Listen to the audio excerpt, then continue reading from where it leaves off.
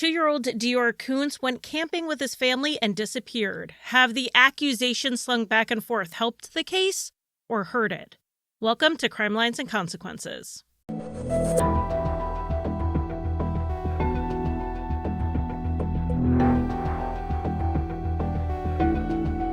Welcome to our very first episode of Crime Lines and Consequences. I want to first welcome my co-host to the podcast.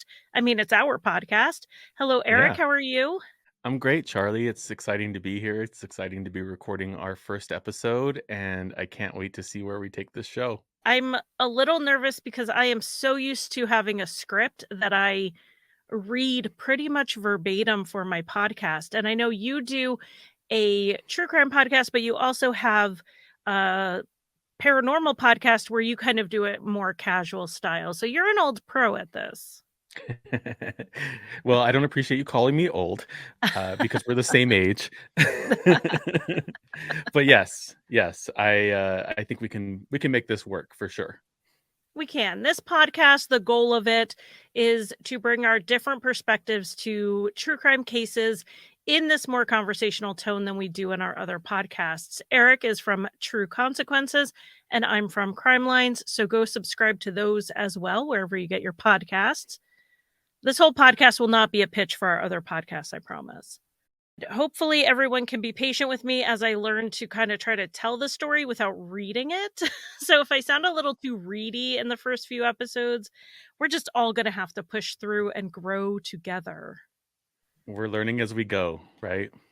Yeah. So the case I want to tell Eric and our audience about today is the 2015 disappearance of a 2-year-old boy who was known for just having a chattering personality and loving Hot Wheel cars more than anything.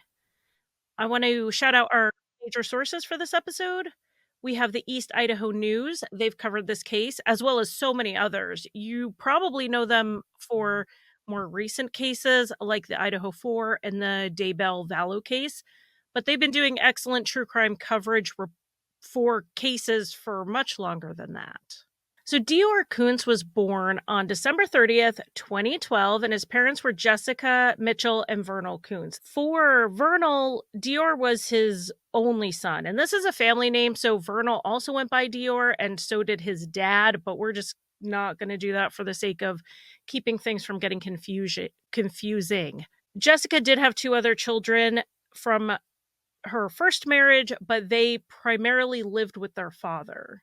For work, Vernal was a truck driver and Jessica was taking care of DeOrr, but she was also taking care of her grandfather, who is affectionately referred to in a lot of the reporting as Grandpa Bob. And that was basically her full-time job. As you know, Eric, taking care of a little kid can definitely be a full-time job. And then add in caring Absolutely. for a sick grandparent, it really is quite a bit of work. Absolutely. Grandpa Bob loved going fishing and camping, but he had health issues. He had COPD and he had cancer. He was in his mid-70s. So his health and his desired activity level, they didn't always meet where he wanted them to. He really liked going to the Salmon Chalice National Forest where he grew up, going there, and he really wanted to go camping. It's located near the town of Lador. And yeah, I looked up how to say that, so I hope I got it right. They went the weekend of July 9th, 2015, but Grandpa Bob, not being very well, needed people to come with him. So Jessica was going to go with him for half of the weekend, and then her mom would meet them up there and they would go home, and she would take on the rest of the weekend. So they went up there on Thursday, July 9th, after Vernal got off of work, and it takes about 2 hours from where they lived to get to Lador, and they drove there with 2.5-year-old DeOrr. Bob had also invited someone else camping with them. There's actually dispute over how this guy got invited to go. It's a little odd. Like, Grandpa Bob's like, I don't know how he ended up going. I guess he just invited himself along. And Isaac, Bob's friend, was like, you invited me. You wanted to show me the fishing spot you grew up going. But I'm going to say that is only the beginning of differences in story on this case. I'm sure Eric has looked over this case and can tell our audience, you're in for a, just a quilt of stories. Very confusing at times, I think, to follow along where everyone's going. So it'll be interesting to see how we weave through that. Yeah, well, we'll see if we can manage it. So Isaac and Bob were neighbors, and they had been neighbors for about 5 years. They did have an age difference. Isaac was in his mid 30s at the time, I think. And they had a lot of common interests, though, with the outdoorsy type stuff. And Bob would have Isaac come over to do just some small tasks around the house. An odd thing with these two having hung out for about 5 years is that no one else in the family knew Isaac. He never seemed to be there when anyone else, including Jessica, the caregiver, was at the house. So, I mean, it could be a little awkward going camping with your young child with a man you've never met before, but they packed up and went with Jessica, Vernal, and DeOrr in Vernal's black truck, and then Isaac and Bob were in Bob's SUV, and they pulled the camper. They would have arrived there with a couple of stops on their way around 9:30 or 10, so it was starting to get dark when they got there. The scenery of this campsite, I think, is important to understand this case, and it is remote. It's really in the middle of nowhere. You have to drive up this road for a while before you even get to it. However, we're not talking like heavily wooded remote campsite. There were lots of trees in the area, but there were lots of wide open, unobstructed views. The really only serious safety concern when you have a toddler camping in this area was that there was a creek that ran alongside the campsite, but it was down a steep hill. So you couldn't see it from the campsite, but you could have heard it because it was really right there. So that night, Bob slept in his camper, Isaac slept in a tent, and Jessica, Vernal, and DeOrr slept in the back of Bob's SUV. So the next day is where the timelines are pretty important, and they're diverging stories of who was where and when. That becomes more important. I think it's important to note that the campground itself was pretty rustic. There weren't facilities there. There was, I think, a porta potty and maybe some potable water through a pump. But other than that, and maybe some fire rings and picnic tables, there really wasn't much in the way of facilities. There isn't a ranger there. There isn't a campground host there to keep an eye on things. So I imagine that they were pretty isolated. The family was pretty isolated when they went camping there just because there's not a lot around there and it is far. And that's absolutely true. One of the things that is going to come up later is that you don't even know who's camping next to you because it's first come, first serve, claim the campground. There's no reservations. There's no little station where you put your license plate and your money and stick it in there. It's just anyone could have been there. Right. So let's go ahead and get into the timelines from the next day that are pretty important in this case. And we're going to start with Jessica and Vernal since they were essentially together for most of the time. After breakfast, Vernal, Jessica, and DeOrr got into Vernal's truck and they went down to Lador because they had to buy some feminine hygiene supplies after Jessica unexpectedly started her period that morning. Vernal decided while they were in town, he was also going to fuel up the truck. From the campsite to Lador was about 30 minutes each way. It could be longer at times.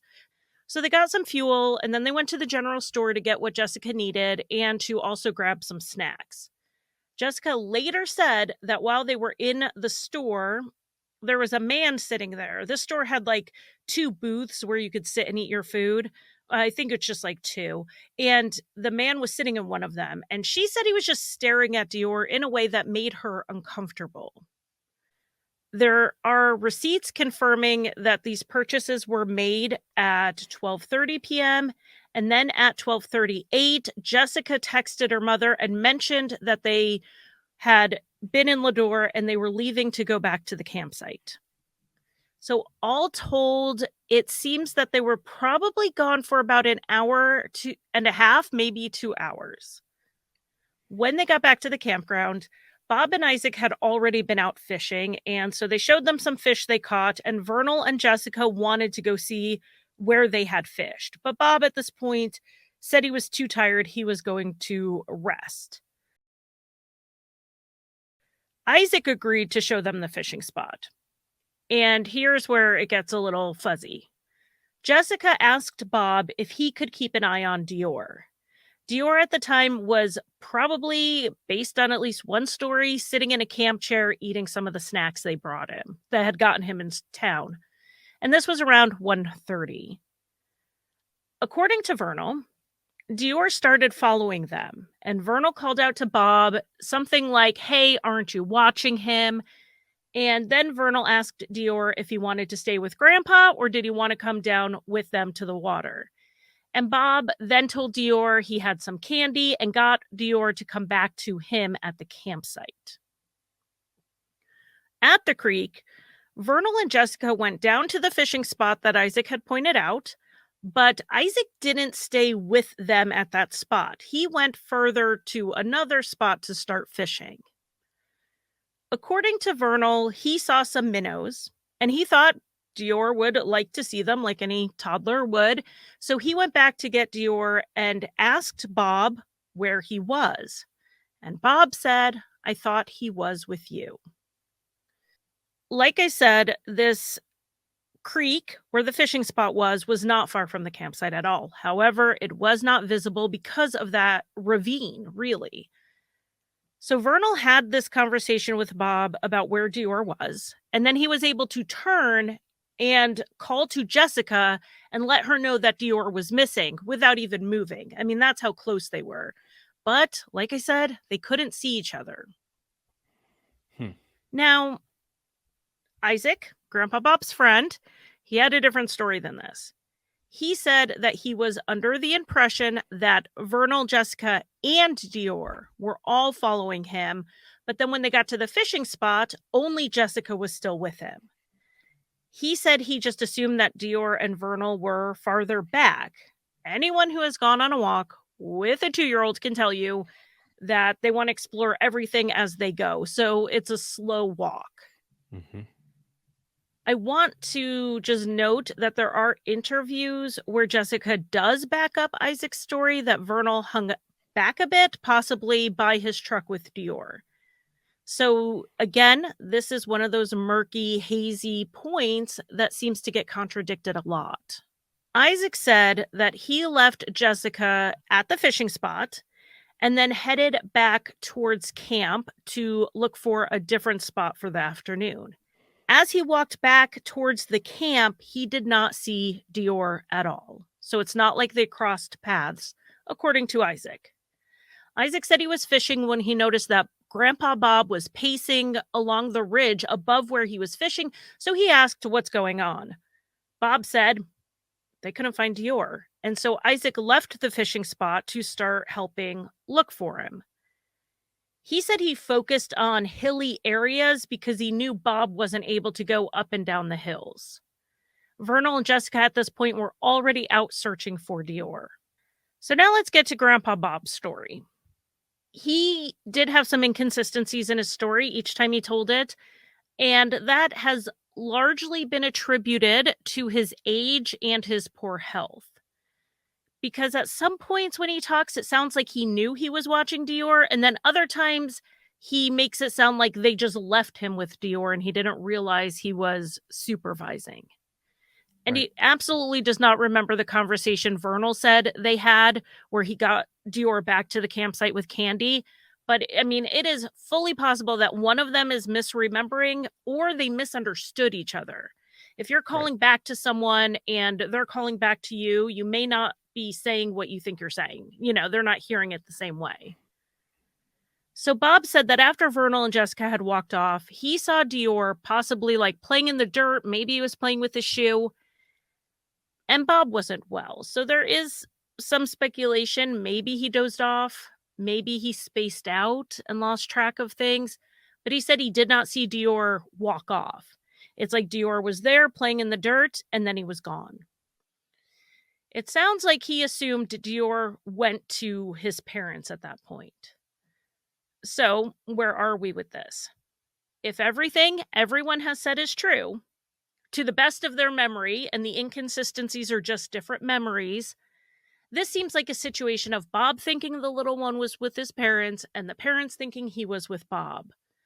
We've seen stories of that before. I remember a couple years ago, a kid got left at Chuck E. Cheese because the grandparents thought he was going with mom and dad thought he was going with the grandparents. This has happened. Based on the timeline given by the family and Isaac, this puts DeOrr being unsupervised for 15 to 20 minutes, likely more like 20 minutes, before they realized he was missing. So the family did what you'd expect. When if I can't find my kid in the house, I look in a closet, I look under the bed, I look to see if they went in the backyard.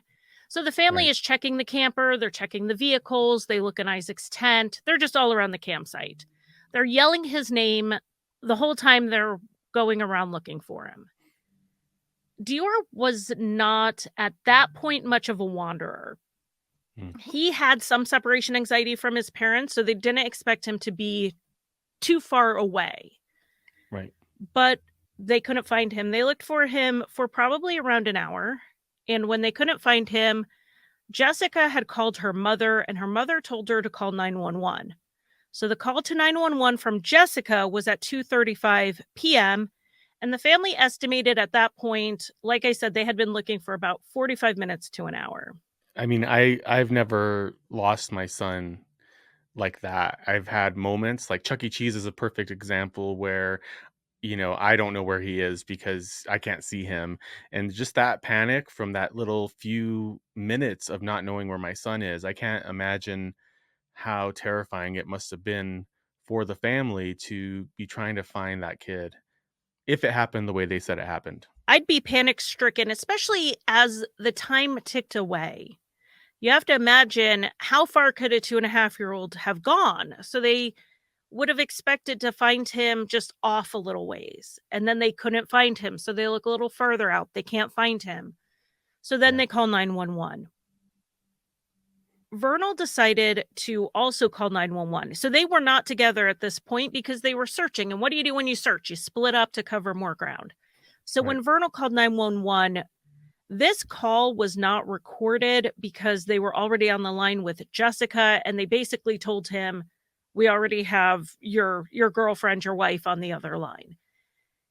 When he first tried to call 911, he couldn't get a good cell signal, so he actually drove closer to town until he could get a signal. When he called 911, like I said, Jessica was already on the line, and so he was told, just stay where you are because you have a cell signal. So if we have to reach back out to you on the phone, stay there so we can do that. But Vernal said he just couldn't sit there and not look for his son, especially knowing police were so far away in Lador. So he went back up to the campsite to keep searching.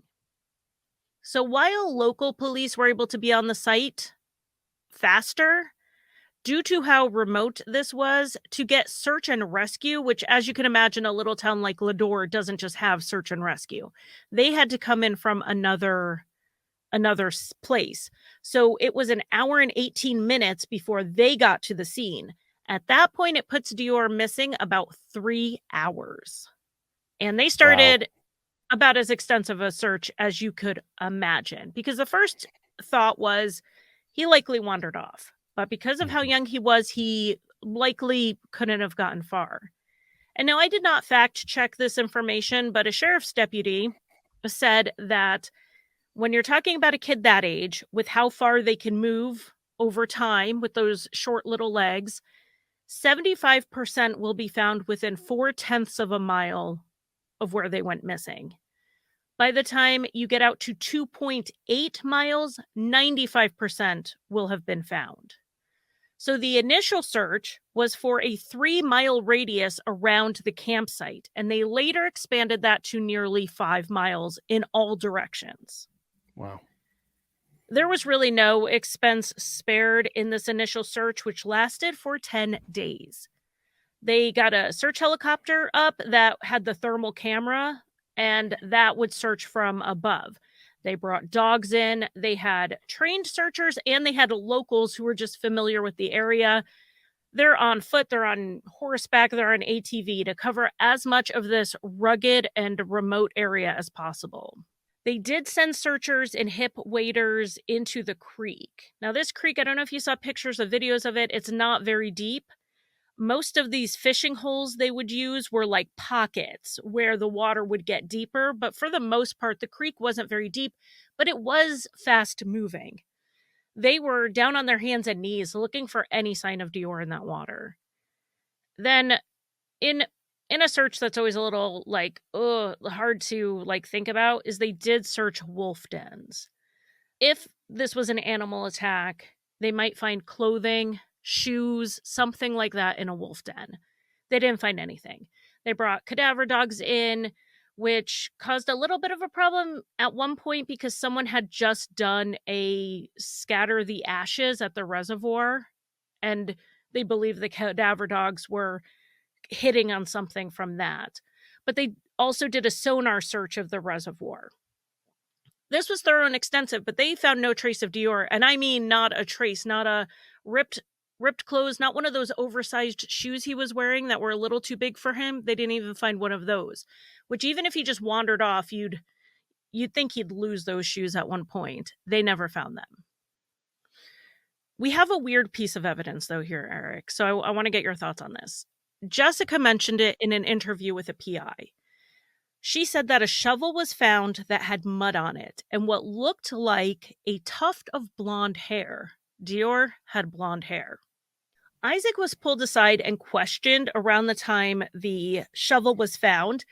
And when he finished talking to the authorities, Jessica said he went over to the shovel and started touching it, which seems like a strange thing to do for him to do this knowing its potential evidence.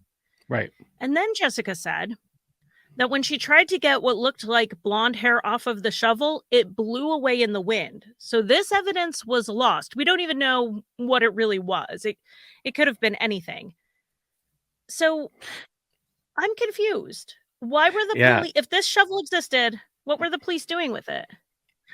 It's to me, it just seems so far out there, especially if there's hair stuck to it. Like, how is it going to blow away? And if you see it blow away, why aren't you chasing after the hair or telling the police, hey, come over here? I just saw this. Like, somebody get some gloves and grab this so we can test it.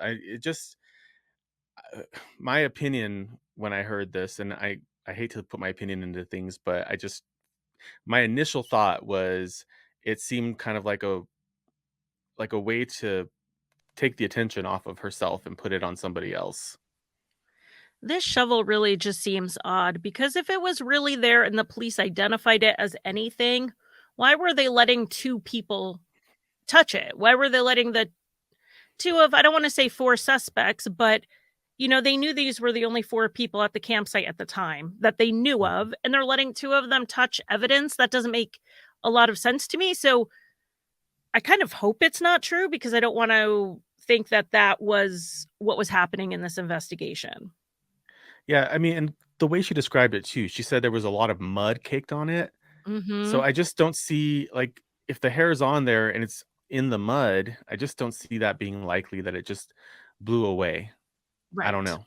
Maybe I'm wrong. There were four people at that campsite, and we talked about how their stories of where people were just were not entirely consistent. But there were things that were inconsistent that weren't really a big deal. Like they had a difference of opinion on how dark it was when they got to the campsite. They had different stories about whether the camper was still attached to the SUV when they went to sleep or if they had taken it off the hitch. They had different stories about who cooked breakfast. Like it was so odd because none of those things matter. And so maybe what it's telling us is that people really do remember things differently, and that like every inconsistency is not necessarily evidence of guilt or of anything. Right. It could just be confusion or misremembering. Right, especially in a high stress situation.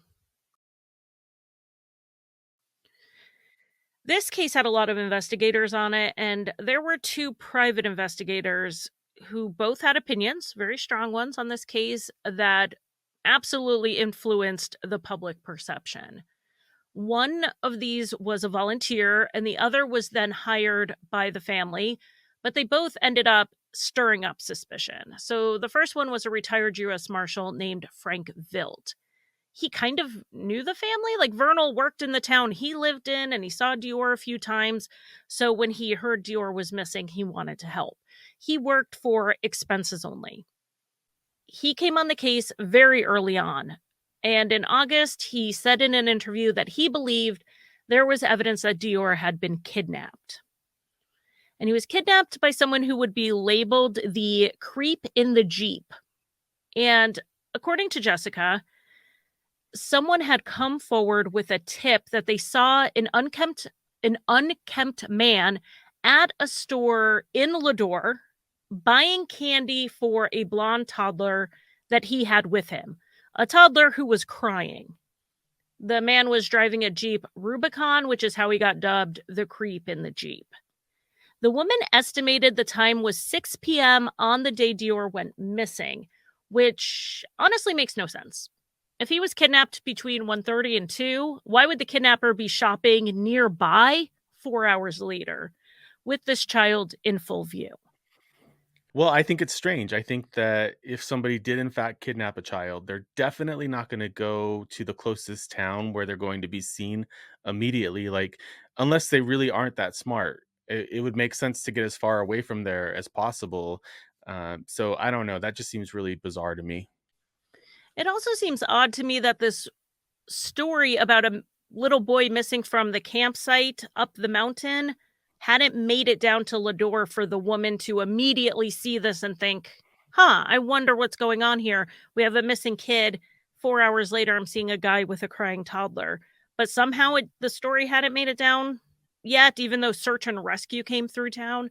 I kind of doubt that too. So I'm not entirely sure what to make of this situation. But this sighting was also bolstered by another family who reported an uncomfortable situation that they experienced. They were hiking about 2 hours from Lador when they saw a man in a Jeep staring at their toddler son.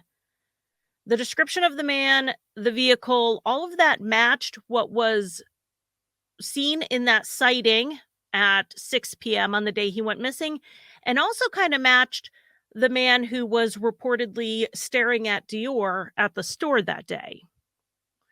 So Vilt believed that this was a kidnapping, but he ended up quitting the case in September. So he started right away, and then within 2 months, he was off the case. He didn't immediately say what the reasons were, but then he gave reasons a couple months later. One issue was he said the family was reluctant to let him take this case to the national news, a national audience, and they were hesitant to approve any type of reward, according to Vilt. The other issue he had is he told the family straight on he would take the case for free on the one condition that they were 100% honest with him, and not just honest, but forthcoming, that they just told him everything.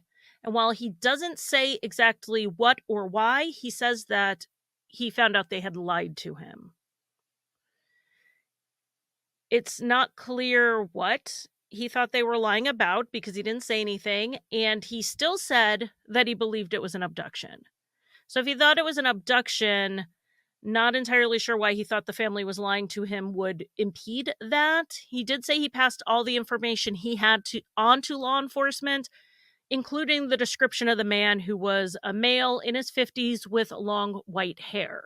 Do you know if there was ever a police sketch done? I don't know if they did a official police sketch because the police have said they identified who the man at the store was. Hmm. And he kind of matched the description, but they investigated him and ended up clearing him. He actually said he does not remember seeing the family that day at all at the store. Like, by the time they talked to him, he really didn't have any memory of that day. Strange. A few years later, KTVB did an interview with Vilt, and then he had another theory, and that was that Jessica arranged a secret adoption and she gave DeOrr to somebody. She didn't want to care for him anymore, didn't think Vernal would give him up, so she did. And I don't know, the main evidence of this is that Jessica gave up custody to her children willingly. So when she got divorced, they got 50-50 custody of her older children. But then she found herself in an unstable living environment. She had lost her job. She had to move in with family. So she voluntarily modified the custody so that her ex-husband had full custody. But it's not like she just gave him full custody and disappeared. She saw them. She took her parenting time. She saw them on the weekends. She went to their school things. She was an active parent. So I don't know why this is like evidence that she did something to DeOrr. I think it's interesting because from what I could understand, she was trying to give the kids more stability, and she definitely had a hard time holding on to a job. That's something that Vernal said multiple times, and he even said that the reason they were camping was they were celebrating the fact that she had lasted 6 months at her current job, which was caring for her grandfather. But it's just, I don't see this as evidence that she gave him up for adoption. I would see it as maybe an interesting fact, but it doesn't really point to the fact that she just gave DeOrr away. I don't see that unless he knows something we don't, which he could. Right. I would definitely want to see more that she would put herself under the scrutiny of a giant missing child case and would put on this entire theatrical production that has lasted for literal years to do a like a back page black market adoption. I just it doesn't fit. It seems like there would have been easier ways to place DeOrr for adoption if that's what she wanted, or just leave him with Vernal and go if that's what she Hmm. wanted. Absolutely. Okay, so after Vilt went off the case, they brought a second PI into this. And this one was hired by Vernal's father. We'll call him Dennis because I think that's his first name, but he went by DeOrr, which was his middle name. But so Dennis hired Klein Investigations, who works out of Texas, in November 2015, which was about 2 months after Vilt had quit. And I have to say, Klein has been a controversial figure in this case. He was reportedly paid about $20K that was mostly raised by crowdfunding and fundraisers in the community. In January 2016, the Lemhi County Sheriff named Vernal and Jessica suspects in the disappearance of DeOrr. And he said he was only saying this in response to getting phone calls, a lot of them from people who were calling the sheriff's office asking if they should donate to the family fundraisers or not, which I can imagine that would be an interesting situation as a community member. I have donated to different things for victims' families, to hire a PI, to pay for a headstone, to do things like that. But they've never been a case where the person asking for the money, did I have any question in my mind, had any involvement in what was going on. So I donated. But if you were faced with a situation and you're like, okay, we have a missing kid and the parents are trying to raise money, do I give the money to the parents, or is there something I need to know about that? Sure. So these community members were calling the sheriff, and he was basically saying that everybody needs to make their own decision, but they needed to know that mom and dad were being less than truthful, and based on that information, they can donate if they wanted. So the sheriff made this statement, and right after that, Klein made a social media statement that at that time, his investigation had not shown anything that would contradict the sheriff's statement that Jessica and Vernal should be suspects and that they had been less than truthful. And then he said that his findings at that point leaned toward murder or accidental death rather than kidnapping. And this statement to the public, as you can imagine, did not make the family or their attorney very happy. Sure. The attorney ended up actually wanting the family to fire Klein. They opted not to, in part, probably because they had already paid him a lot of money and he was still working the case. And again, he was hired not by Vernal or Jessica, but by Vernal's dad. So Vernal's dad, who was not at the campground and likely has no idea what happened, he was the client and he wanted to know what happened. So they opted to let Klein stay on the case a little bit longer until this wasn't going to last forever. It was like sometime maybe in late April, Klein had claimed that Jessica told him that she knew where DeOrr's body was. And he probed her a little bit, but she wouldn't go further on the statement than that, just that she knew where his body was. This information was offered to the public without any proof. It is not in any of the hours and hours of interviews with Jessica that he recorded and released. Now, Jessica denies she ever said this, and Klein, as far as I can tell, and trust me, I looked, I cannot find where Klein has produced where this was said. This is a very explosive statement to have made, and it led to the parents getting threats on social media. And Jessica, according to Vernal's father, lost a job she was holding at the time over this. And it was this that made the family fire Klein. But then days later, Klein said he was back on the job because someone else rehired him, but that person, probably because of the social media storm this case was growing to be, chose to remain anonymous. It was in July of 2016 that Klein released I'll call it the entirety of his findings to the public. I think we should characterize it more as his conclusions, because there's not a lot of evidence attached to give us the basis of those conclusions. And as a public, if we are going to be discussing cases, whether on a podcast or Facebook or Web Sleuths or wherever we're discussing these cases, we have to be critical of claims that are presented without evidence. I don't care if they come from the PI, I don't care if they come from the police, and honestly, even if they come from the family. We need to say, okay, this is what's been provided. Where is the evidence for it? And if there is not evidence for it, we can't state it as fact.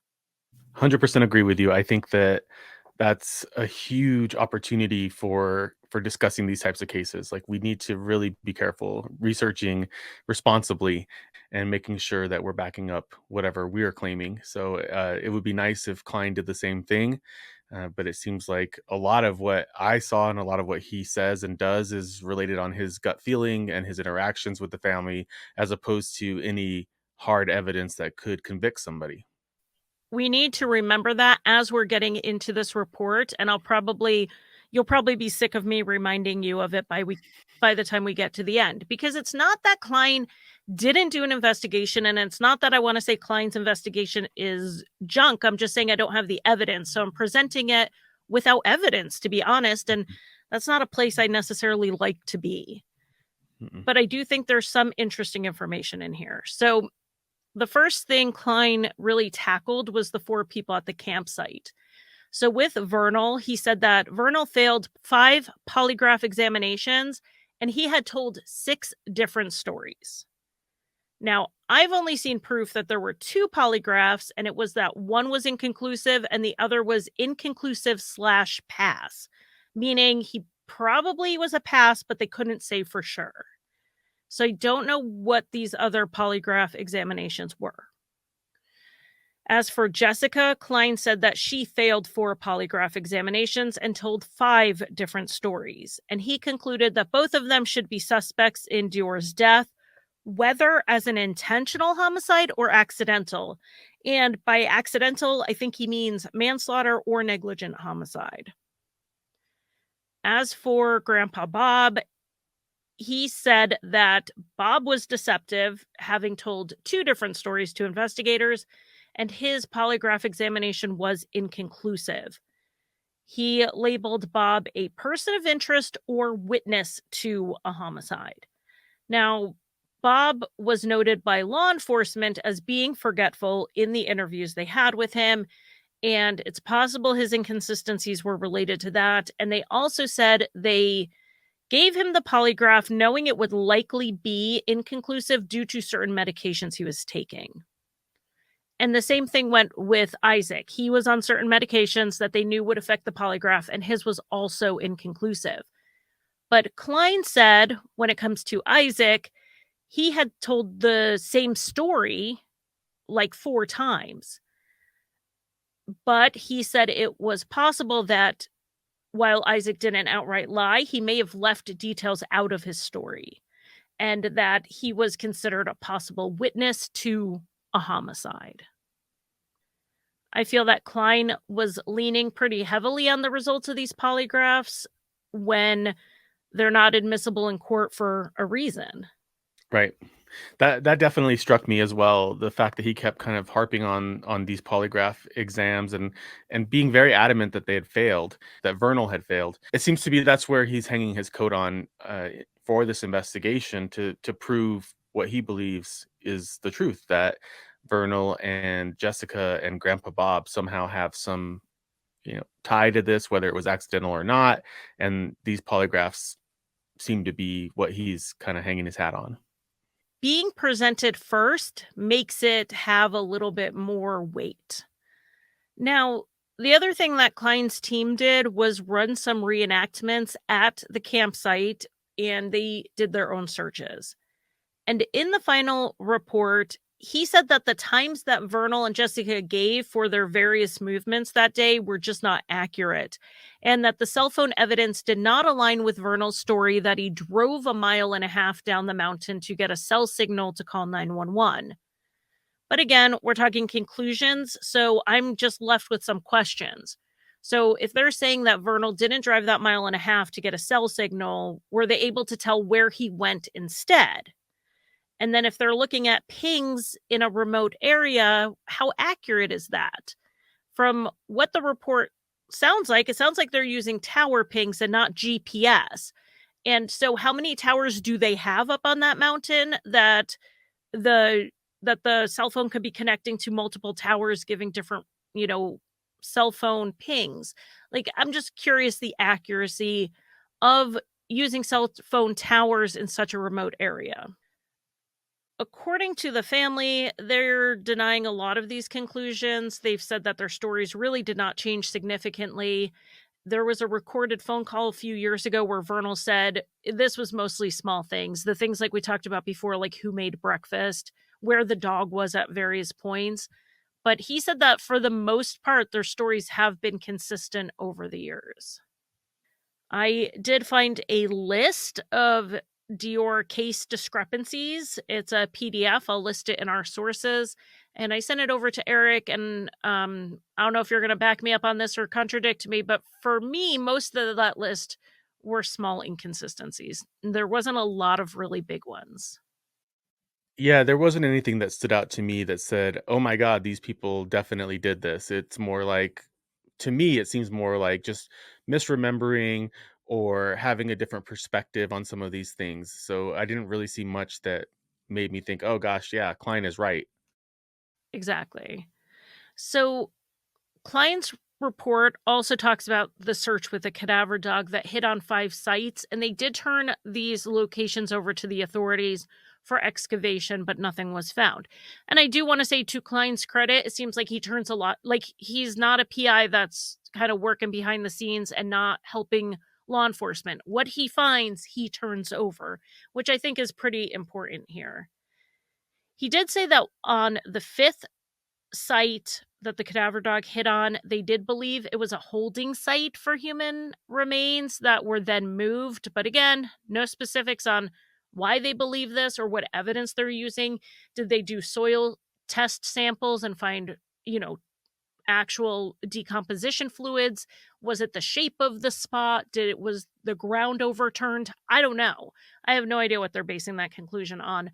There are things you can do to test soil and to see if possibly human remains were left there at some point.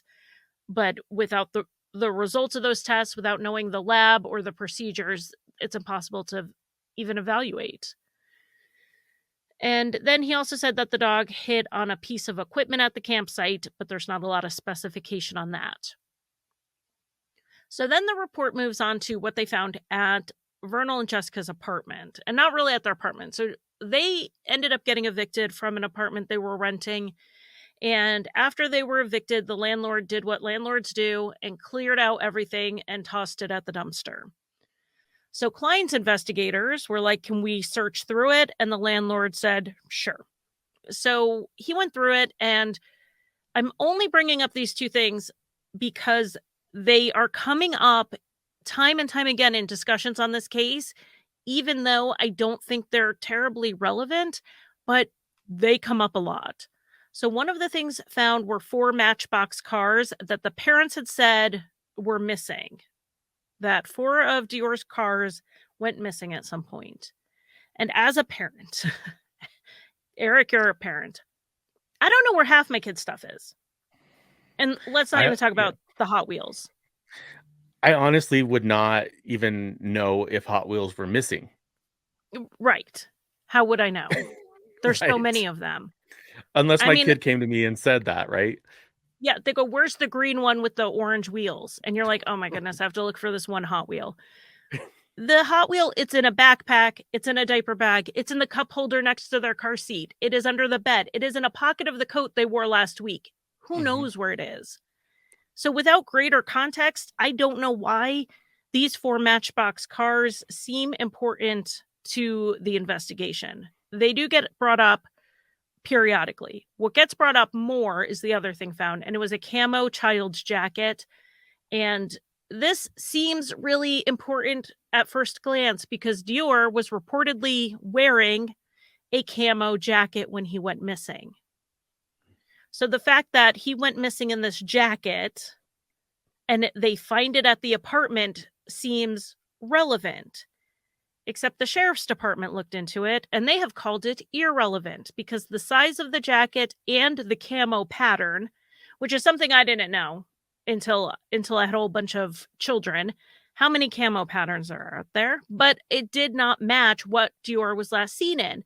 And it's not really shocking to me that kid will have more than one jacket in a certain style, particularly if that's something they like. I feel like the sheriff says this is irrelevant, and I feel like Klein has even backed off this jacket, yet because it was put out there and people will read that and then not go any farther because they don't know what they don't know. They don't know to keep looking down this path or that path, and so it'll get repeated when it has been ruled out by literally everybody. So that's a problem. Now, the other thing that Klein did, which I think is interesting in possibly helping bring in more tips, is that he challenged the timeline that everyone was working with. So DeOrr went missing in about 20 minutes when no one had eyes on him. That was the official story. So Klein initially said he would open that timeline up past those 20 minutes to more like 4 hours. From before Jessica and Vernal went to Lador, because they could not find evidence that DeOrr went to Lador with his parents. Now, we had those receipts proving that Vernal and Jessica went, and there were people in town who said they remembered seeing Jessica and or Vernal, but none of them saw DeOrr with them. Unfortunately, none of these stores are stores with security cameras, so the authorities could not check to see if Vernal and Jessica went into the stores by themselves. So that was the initial expansion of the timeline, that something may have happened before they even left the campsite.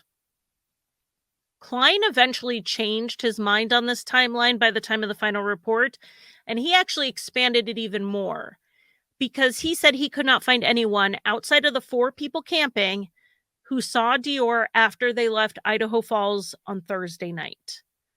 During the camping trip, they didn't take any photos, so there was no proof DeOrr was up there other than the 4 saying he was there, and then small items the sheriff found, like they found a dirty diaper thrown away. They found a diaper bag with like his clothes in it, which if they were staging him going missing at a campsite, they would have brought those things with them. So now, instead of being 20 minutes or 4 hours, he's saying it's 5 p.m. the day before, which is like a 21-hour window and a distance of over 2 hours. That window, though, opening it up like that implicates all 4 people camping, because Isaac has said repeatedly in interviews that DeOrr was up on the mountain. He saw DeOrr up there.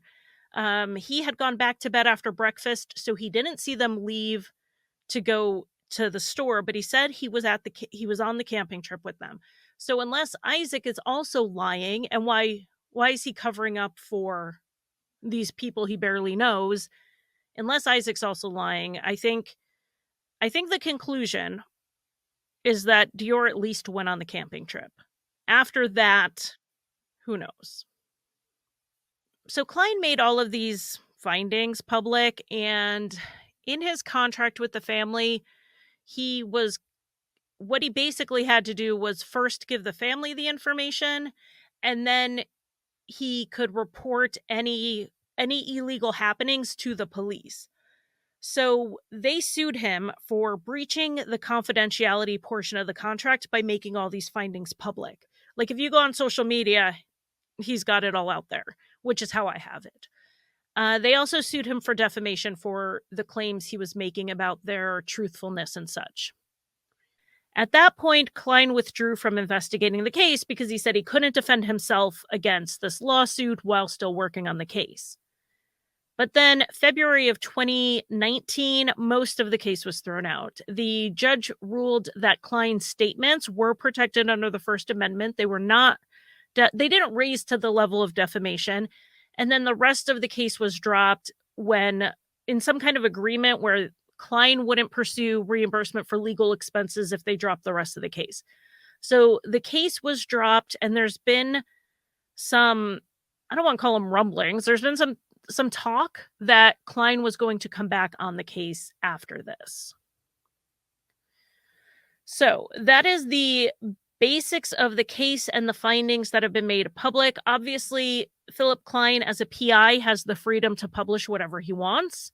The actual investigating agencies, which includes the county sheriff and the FBI, with an unsolved case, they're not saying a lot. They say what they say and they move on. They're not issuing reports like this, not for the public.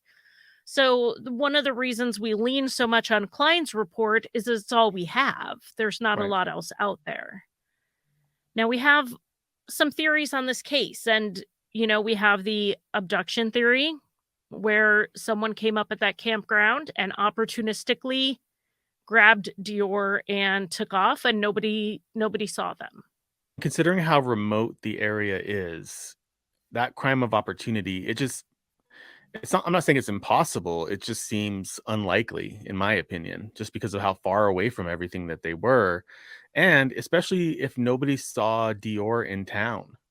And one of the things that is, to me, at the time of the day is interesting here was broad daylight.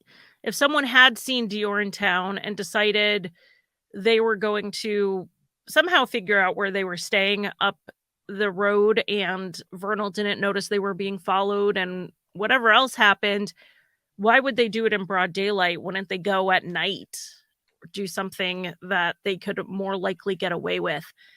I think the kidnapping theory doesn't really make a lot of sense to me, but I do know that the police have kind of left everything on the table. They haven't necessarily closed off any. They have ones that they lean towards, but nothing that they have taken entirely off the table. Like, one of the theories, I was watching an interview with the sheriff with Nate Eaton from pretty recently, just maybe a year or two ago. And he said that, like, they couldn't even rule out the animal attack, even though they saw no signs of it. They can't entirely rule it out, but because they saw no signs of it, and animal attacks usually leave signs, that they also were not leaning that way. But they were keeping an open mind. And the other big theory that, I guess, exonerates the people at the campsite was that DeOrr did wander off, and somehow he got far enough away or into a spot where they couldn't see him, and they missed him on the searches. He did have that separation anxiety, so the theory is that Jessica went down the ravine to the water, and DeOrr noticed that she had left, so he's trying to like clomp after her, and he saw her heading in that direction but didn't notice that she turned down to the creek, so he just kept walking past her and he just kept going. The biggest issue people have is that this was an extensive search and no sign of him was found, not even those oversized shoes, which would have certainly slowed him down. That was something that really stuck out to me, the idea of the oversized shoes and just knowing how toddlers, aren't very coordinated and can't walk very well anyway. I can imagine that that would have made him move much slower and possibly even could have, led to him falling or hurting himself. That is something that I've definitely thought about, is if he walked away, he had the oversized shoes, he went into an area that was too the terrain was too rough for him and he fell and got hurt, and it just so happened, I mean, 2-year-olds are small, that they didn't find him. I mean, that's the only explanation I can really come up with how he could have wandered off and gotten lost to the point they couldn't find him 20 minutes after his parents hadn't seen him.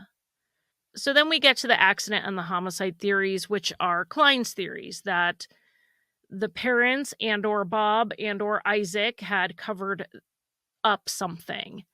And they are not, as of now, cleared. The law enforcement said back in 2016 they were suspects, and they largely stand by that now, from what I understand. Now, again, there's some evidence Klein will that came from Philip Klein that stands, even though it seems like it's nothing. So Philip Klein said that there was blood found on Vernal's truck, which Jessica said no, and Vernal said it was there, but it was animal blood from the person who owned the truck before hitting roadkill, basically. According to Vernal, the FBI tested this blood and it was animal blood. And I really do think that if there was blood on the truck, they would have tested it. So, I mean, that's major forensic evidence. And I've not seen proof, like counter proof from Klein saying that he tested it and it was human blood. So I also wonder if this is one of those things that Klein was like, here's something we're pursuing. And then when it didn't like pan out and it turned out to be nothing, nobody's getting that message. They're just getting the message that blood was found. And that's leading to this idea that maybe Vernal accidentally hit DeOrr with his vehicle. Why he would then cover it up would be because maybe he was under some substance use. But then we're getting into speculation. We're speculating on if he hit DeOrr with the car. We're speculating on his substance abuse. Like, none of that is proof. It's all speculation. There are people who are looking at Isaac, and I think Vernal, at least at one point, was one of them. He is the only one of the 4 at the campground who had a violent conviction. It was against another adult. He did leave to go to a different fishing spot, so the 20 minutes that DeOrr went missing in, he was completely isolated and away from everyone. Then he went off to search, which no one saw him during the search, but in all fairness, no one saw anyone else because they all split up. So in all, Isaac was like not seen for about an hour. Now, the thing that I think raises most suspicions with Isaac is that he did a factory reset on his phone that day. Not just once, but multiple times. He factory reset full clear of his phone. Not everything suspicious that happens on the day of an incident like this is going to be something. Right. It's possible, in my view, that Isaac had something else on his phone. He knew the police were going to want to see everybody's phones when they came looking for DeOrr, and he didn't want law enforcement to find whatever else was on his phone. And I'm not speculating on what it is. If you know the police are going to look at your phone, your first thought is probably going to be, okay, what's on my phone? I am covering another case on my other podcast where someone who was not involved in the crime at all was like, yeah, you can take the information from my phone, but I got some pictures. I sent my boyfriend on there and I don't really want you to see them. Like that kind of thing. Who knows what's in there that you might not want somebody to see. That's not necessarily nefarious, but you don't want to become Exhibit A in a courtroom. I think it's possible there was something else he didn't want them to see on there. But people are wondering if he did a factory reset because there was evidence of what happened to DeOrr on there. I've never done a factory reset unless I'm getting a new phone. Like, that's Yes, the only time I've ever done it. same. Like, I'm giving my phone to my kid, and so I do a Mhm. factory reset because I certainly don't want my kid to see what's on my phone. Same. So I will do that. But yeah, I've never d I don't even I would have to, like, Google how to do a factory reset. If I was in the middle of the woods, I would not be able to do a factory reset like that. And they also Mm-mm. said he reset it multiple times. I don't know if that is because he wasn't sure it went through, or if you do it multiple times, does it, like, write over the data more so that they can't then extract anything? I have no idea. I don't know enough about it. It does make me think about some of the other suspicious things, like Jessica and Vernal, they insisted people in the town saw DeOrr when they went shopping. Now, these people are saying, we saw them, we didn't see a toddler. So, are they trying to cover up that DeOrr wasn't there at all? At this point, he had already gone missing. Or did they leave him in the car and they didn't want to tell the police that? So they said, "Oh yeah, we brought him in with us." And then at that point, it was too late to tell they couldn't feel they could go back on that story because it would look suspicious. Hmm. I think we have to give room for other explanations for the evidence than just that looks suspicious. They must have killed a 2-year-old. Like there can be room for interpretation. Yeah. There have been fingers pointed every which way. Vernal has expressed his suspicions about Isaac in interviews. Isaac did hire an attorney within a week of DeOrr going missing. Now, the police said he cooperated with them fully.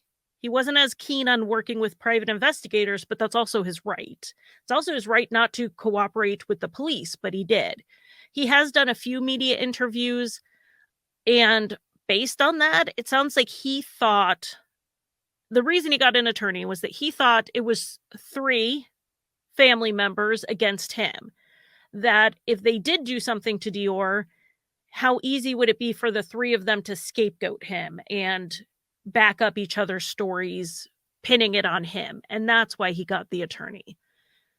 It's everybody's right to get an attorney if they're part of an investigation. I mean, I would get an attorney really early on, knowing what I know. I covered too many wrongful convictions. I would be like, "Attorney, the police knock on my door. No more words need to be said. I just want an attorney before I say anything." I would too. I think, and our friend Bob would probably tell us the same thing, right? The second something happens, get an attorney. Yeah, good old Bob. His podcast is called Defense Diaries. As a defense attorney, you can imagine his first thing is don't take a polygraph and lawyer up. Yeah, and don't say anything. Don't say a word, not a word. So Mhm. Jessica and Vernal at the beginning, even after they broke up and their relationship ended, they seemed to still stick together 100%.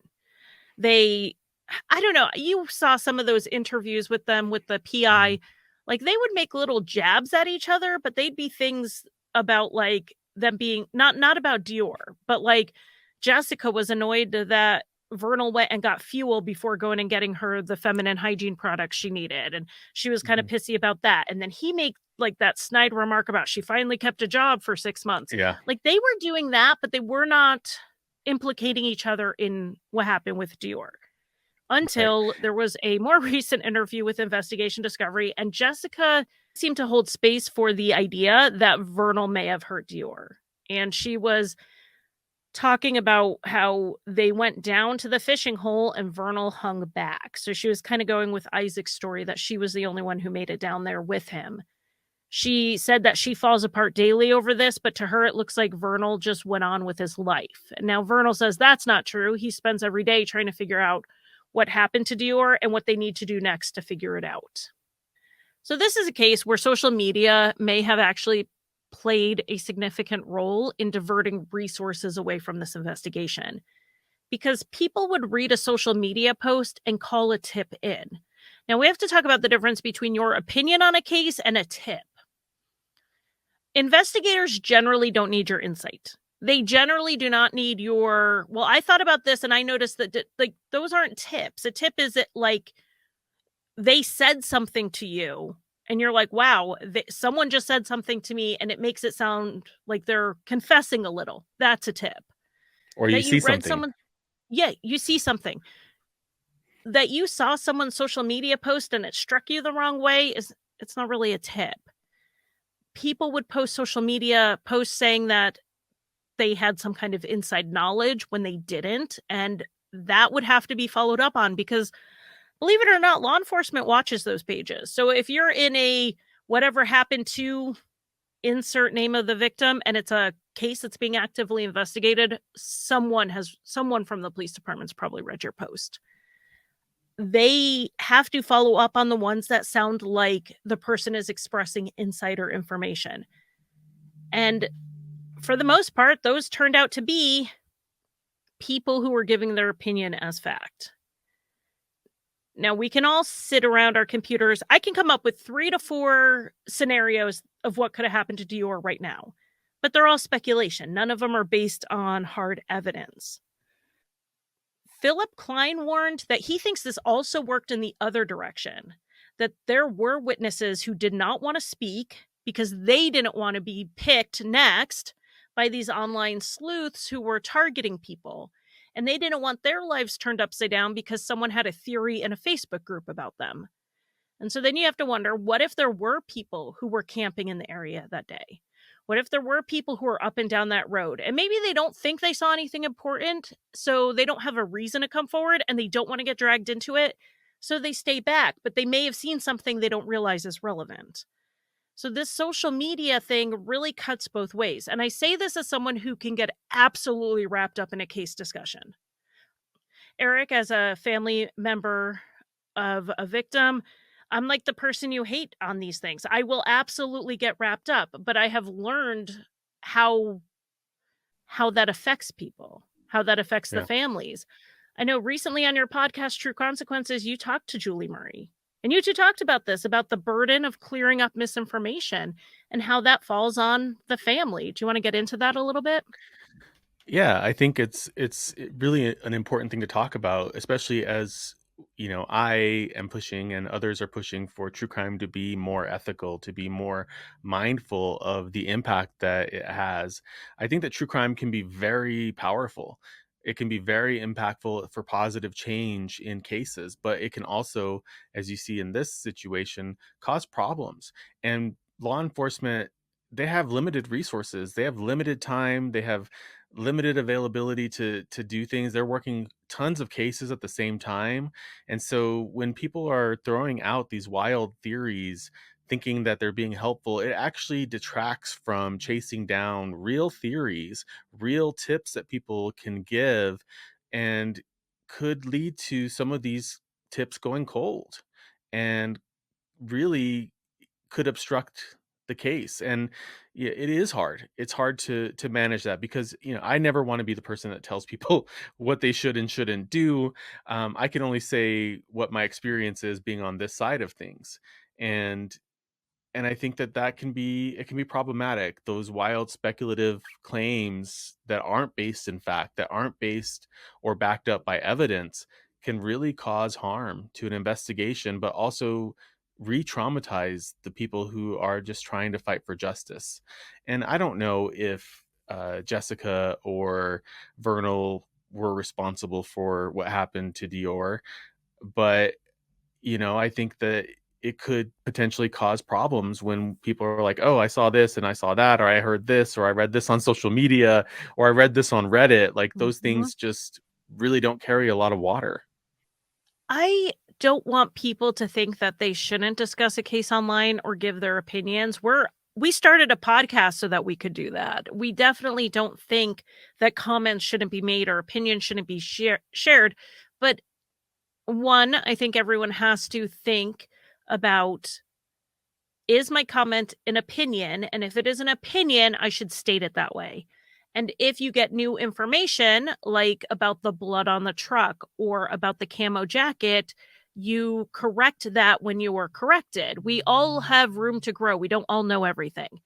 But the second thing I want people to do is something that Eric and I have both done with our podcasts and will be doing with this one is think about who is seeing your comment. What happens if Jessica's mother sees a comment, a woman who was not even there, What if she sees a comment criticizing her? Because I've seen them. I've absolutely seen them. This woman lost her grandson. Her daughter's a suspect in a horrible crime that we don't even know if it's been committed. And is she scrolling through and seeing someone criticize her appearance on a TV interview where all she's doing is trying to get awareness to this case? People saying she must know more. How does she must know more? I don't understand. So think about who might be seeing that statement, and are you inflicting additional hurt on someone who is already hurting more than you could ever imagine? So we Yeah. need to be mindful of our, not just the audience we think we're talking to, but the full audience, the full potential audience, and then also make sure we're saying opinions are opinions and correcting facts when we find out we are incorrect. That Mhm. would make the online case discussion groups so much better. Like, and not just 100%. better in the sense that they'll help an investigation, they will just elevate the conversation to things that matter. Yeah, I think it's a good thing that people care about these cases. I think it's a good thing that people want to help. And sometimes it may be misguided or the approach may be misguided. And I think that's the point, right? Nobody's asking for perfection here. We're asking for just the bare minimum. Take accountability for what you're saying, take responsibility, own it. And if you're corrected, how you respond says a lot. How you react and how you adjust says a lot about where you are. And so I think it's important for people just to reflect on that and think about it. We want to leave with DeOrr's missing persons information. His family, a lot of people are worried that the accusations against his parents is discouraging people for really looking for him because they think that he won't be found.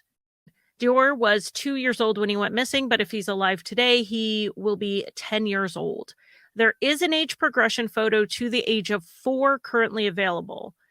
He has blonde hair and brown or hazel eyes, and he has a stork bite birthmark on the back of his neck.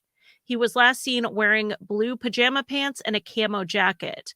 If you have any information, you can call 1-800 The Lost. There should probably be a new age progression coming up. The National Center for Missing and Exploited Children tend to do them for the first time after the child's been missing for 2 years, and then they do them every 5 years after that. So we are nearly 6 years since the first one, so I expect a new one will be released soon, and we will absolutely be updating it on our social media when it does come out. So thank Absolutely. you, Eric, for joining me for our first episode of Crime Lines and Consequences. Thank you. Thank you for having me on. And we want to thank you, our audience, for caring and chatting with us about this case today. And we'll see you in a couple weeks.